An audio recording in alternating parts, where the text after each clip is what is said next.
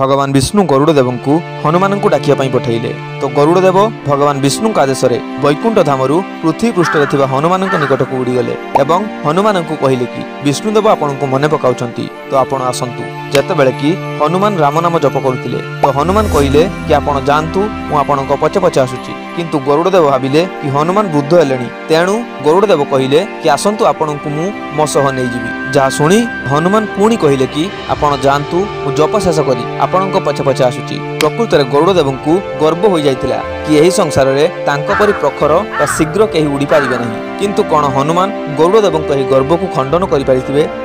जेतेबेले गरुड़देव आसी भगवान विष्णु निकट में पहुंचले तो से देखिले कि ऑलरेडी हनुमान भगवान विष्णु पाद पाखरे बसी यह पचारुछंती कि प्रभु मते काहेकि मने पकाइले। जहा देखि गरुड़देव आश्चर्य हेले एवं चिंता कले कि मु एते जोर रे उड़ी आसिली, किंतु ता पूर्व हनुमान एठारे केमिति पहुंचिले। एवं तांको निकट सबुठारु बड़ प्रश्न थिला कि जदि भी हनुमान एठारे पहुंचिले ताहाले द्वारपाल सुदर्शन हनुमान को भीतर को केमिति जीवाकु देले, आउ जदि अटकाइथिले ताहाले एते शीघ्र हनुमान एठारे केमिति पहुंचिले। परे गरुड़देव सुदर्शन को खोजिबाकु लागिले। जदि द्वारपाल सुदर्शन द्वार रे नाहंती ताहाले गले कुआडे। प्रकृत में यह पछर रहस्य कौन?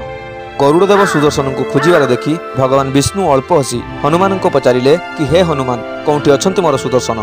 सेतेबेले हनुमान निज मुख मध्यरु सुदर्शन को बाहर कले, किंतु हनुमान एपरी काहेकि कले? प्रकृत में जेपरी गरुड़देव को गर्व हो जाइतिला कि तांको परि शीघ्र बा प्रखर केही उड़ी पारिबे नहीं, ठीक सेहीपरि सुदर्शन को गर्व हो जाइतिला कि मु समस्त अस्त्र मानक मध्य श्रेष्ठ एवं मो परि शक्तिशाली आउ केही नाहंती। किंतु हनुमान केवल गोटे मात्र उड़ान रे दुई को गर्व तथा अहंकार को खंडन कले। सो एहीपरि वीडियो देखिया पई वीडियो को लाइक करी चैनल को सब्सक्राइब करिया सह कमेंट रे जय हनुमान निश्चय लिखंतु।